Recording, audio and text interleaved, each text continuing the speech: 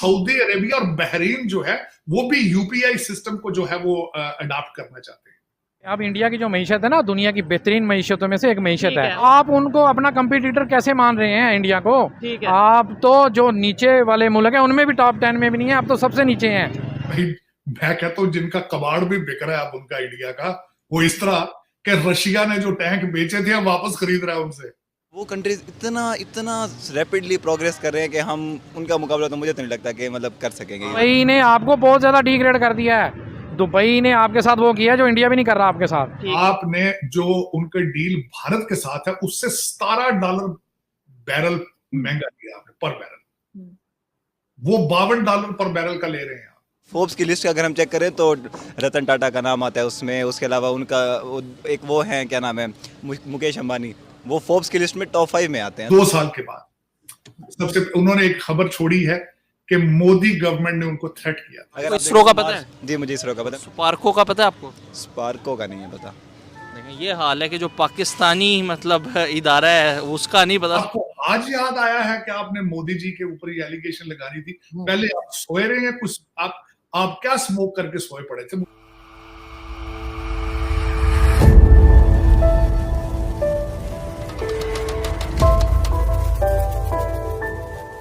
Hello friends, welcome to Informate Hindi channel. Friends, जैसा कि आपने क्लिप में देखा, पाकिस्तानी मीडिया भारत की तरक्की को लेकर डिस्कस कर रही है। भारत का कबाड़ भी अब बिलियंस में बिक रहा है। साथ ही आपने ये भी देखा, सऊदी अरेबिया और बहरीन भी भारत का यूपीआई सिस्टम चाहते हैं। ट्विटर का एक्स सीईओ जैक डॉर्सी ने मोदी सरकार के ऊपर एक झूठा आरोप लगाया है। तो आइए देखते हैं इंटरेस्टिंग वीडियो। और आप सभी से एक रिक्वेस्ट है, जिन्होंने भी चैनल सब्सक्राइब नहीं किया है, प्लीज चैनल सब्सक्राइब कर ले। आपकी सपोर्ट की बहुत जरूरत है। Thank you so much. Enjoy the video. IMF आपकी 10 महीने से लकीरें निकलवा रहा है। नहीं, वो बकायदा लकीरें निकलवा रहा है। अब ये लेके आओ, अब ऐसे करो, अब नाच के दिखाओ।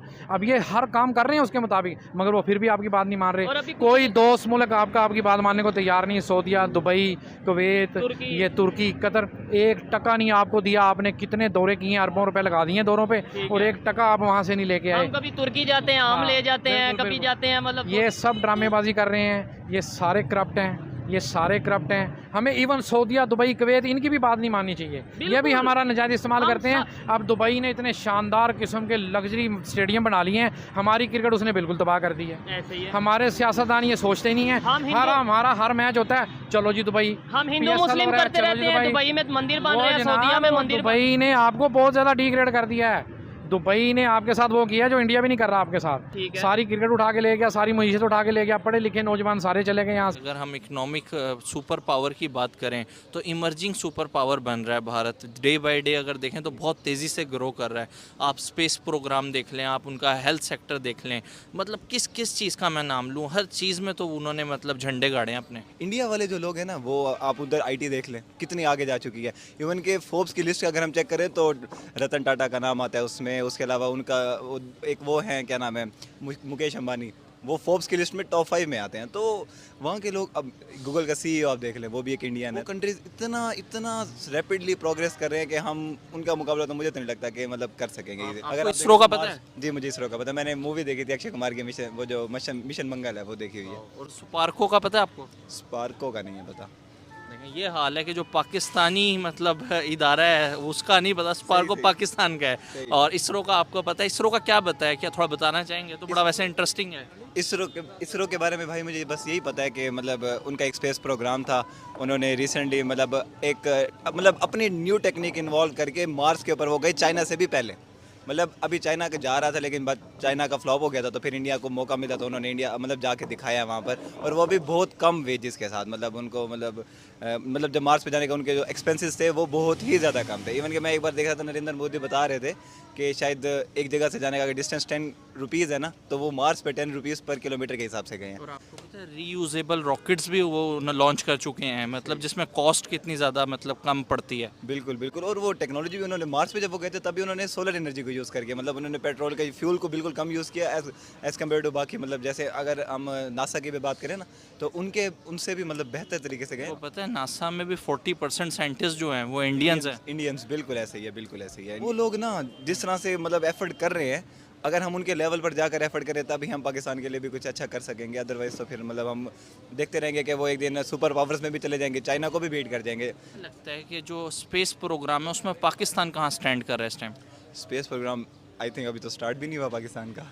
मतलब हमारा तो डिपार्टमेंट तो है वैसे। डिपार्टमेंट है, लेकिन सैटेलाइट भी हमारा शायद चाइना की मदद से गया होगा तो गया होगा। उसके अलावा हो ही नहीं सकता कि मतलब पाकिस्तान इस काबिल हो कि खुद अपने बिहाफ पर पूरा एक मतलब सैटेलाइट मतलब भेज सके, मुझे तो नहीं लगता। सर रशियन ऑयल के लिए कह रहे हैं कि जिन्होंने चाइनीज करेंसी में पेमेंट की है, आपने जो उनका डील भारत के साथ है उससे $17 बैरल महंगा किया आपने पर बैरल। वो $52 पर बैरल का ले रहे हैं। आपका तो अभी आया है क्रूड ऑयल, और उसमें अभी एक डाउट है कि आपकी रिफाइनरीज जो है वो एबिलिटी भी रखती है या नहीं रखती उसको रिफाइन करने की, ये अभी क्वेश्चन मार्क है।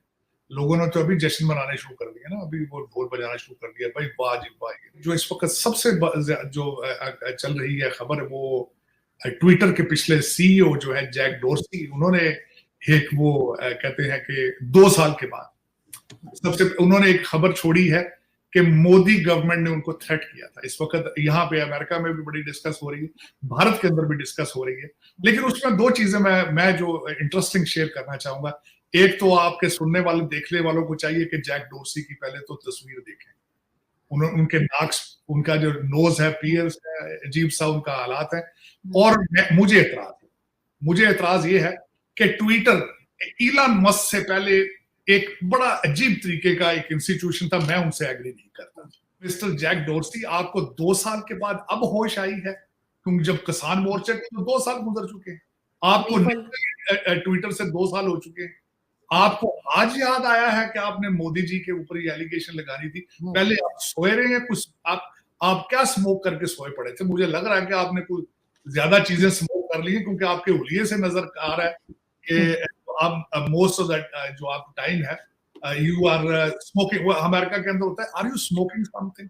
तो वो मेरे ख्याल में कि जैक डोर्सी साहब को 2 साल कुछ वो स्मोक करके पड़े रहे हैं, अब उनको होश आई तो उन्होंने कहा जी ओ डोर्सी का वो मोदी जी ने तो मुझे थ्रेट कर दिया था। हमारा ये हाल है कि हमारे लीडर उठ के कह रहे हैं कि जी कोई बड़ी बात नहीं, करप्शन ही तो की है, और दूसरी तरफ सर उनकी जो 3.75 ट्रिलियन पे जो है इकोनॉमी पहुंच चुकी है भारत की। आरजू, उनकी इकोनॉमी अब नहीं रुक सकती।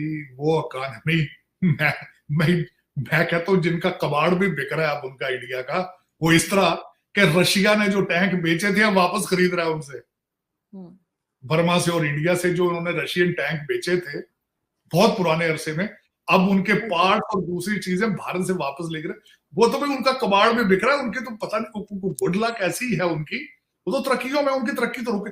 मैं उससे बढ़ के आज सुबह की जो मेरी खबर थी वो यूपीआई के बारे में थी, जो उनका इलेक्ट्रॉनिक सिस्टम है, कि सऊदी अरेबिया और बहरीन जो है वो भी यूपीआई सिस्टम को जो है वो अडॉप्ट करना चाहते हैं, जिसको यूनाइटेड पेमेंट इंटरफेस कहते हैं। मैं हैरान हूं उनका। और मेरा एक दोस्त है यहाँ पे अमेरिकन, रिसेंटली जर्नलिस्ट, वो आज से 1 महीना पहले भारत गया और भारत से वापस आके उसने अपना एक आर्टिकल लिखा, उसने जर्नलिस्ट ने, आप सरप्राइज, उसने कहा जी कि वहां हर ठेले वाले के पास भी बार कोड है उसका अपना मौजूद है। कैशलेस सोसाइटी बन चुकी है, और उसका गवर्नमेंट को फायदा ये है कि कोई ब्लैक मनी नहीं है, हर चीज जो है वो सामने होके आ रही है, और टैक्स कलेक्शन उनकी बेहतर होगी, और लोगों के लिए कन्वीनियंट है कि वो जहां जाते हैं वो बार कोड पे अपना एक दूसरे को पे कर रहे हैं। अब वो यूपीआई जो है वो एक तो उसमें ये मैं बताना चाहूंगा, इस वक्त यूरोप, अमेरिका सबको मिलाकर इलेक्ट्रॉनिक उनकी ट्रांजेक्शंस जो है उनको वो सरपास कर चुके हैं।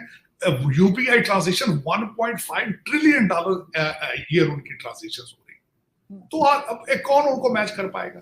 मैं इस चीज पे बिलीव करता हूँ, क्योंकि हम लोग एक ही, सोचे भी एक हैं, खाने भी एक हैं, कपड़े भी एक हैं, हर चीज है, डीएनए भी एक है, जो मर्जी आप कर लें।